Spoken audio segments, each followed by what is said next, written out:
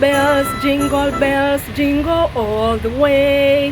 What a fun it is to ride in a one-horse open sleigh. Hello everybody, welcome again to my YouTube channel. So in today's video, you can actually tell where I am coming live from. I'm actually in the coastal region, and you can tell from my face I'm actually sweating. It is real. This is not just what I have poured onto myself. I am sweating. What from Mombasa, please come close, let us know, or rather tell me how you do survive in this heat. Oh my God. Now these are some of the travel tips you need to know before visiting the coastal region of Kenya. Now the coastal region has 6 counties. Let us start from there, namely Mombasa, Kwale, Lamu, Tana River, Taita Taveta, and also a part of Garissa. Now number 1 tip, what you need to know, the temperatures. The temperatures usually in Kenya, it's between 20 and 28 degrees Celsius. But on the coastal region, it can go up to above 30.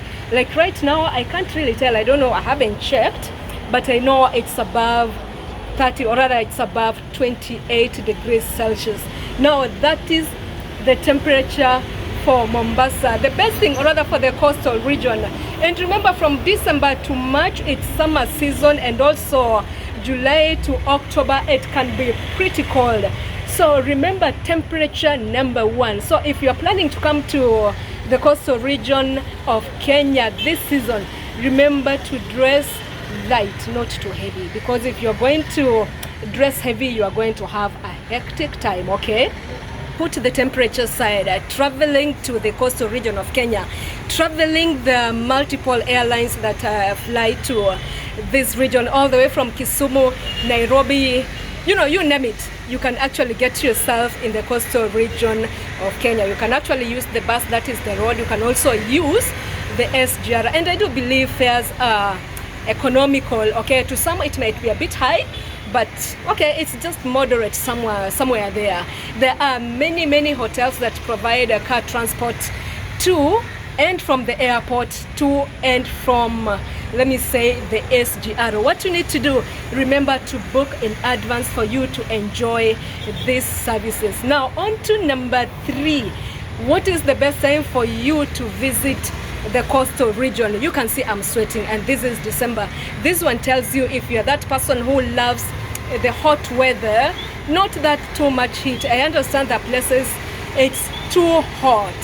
This place is hot, yes, but it's not on the extreme. I remember I was talking to a nephew of mine, and he actually told me this, you cannot compare it with the weather in Somalia. He said that region is usually very hot. So it is always good to plan your trip to the Kenyan coast between June all the way to January, because it is the peak season and the weather is ideal. Personally, I enjoy this weather. I just love to sweat, okay?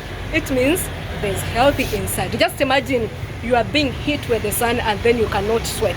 That is direct headache, okay? Now this is travel tip number 4. If you are traveling to Kenya as a visitor from outside, remember there are several tourist attractions in this region.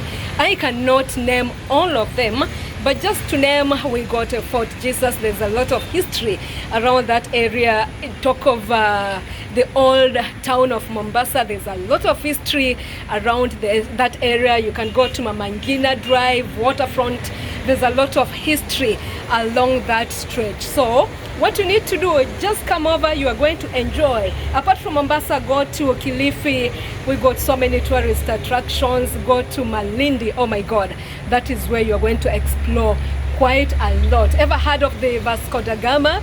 Yeah, you are going to find all the history, going around the Vasco da Gama and all that. Onto the southern coast, there's still a lot you can enjoy. Number 5, your health is so important. Number 5, your health is so important. This region, it's famously known. This region is famously known for malaria. So before you plan, or rather when you are planning to travel Mombasa, it is highly recommended that you get a preventive malaria medicine from your physician before you travel to the coast. You do not want to come to a holiday and then in between your holiday, or maybe when you go back to where you came from, you are down with malaria. Who wants that? No. Just ensure you visit your physician before you make a trip to where?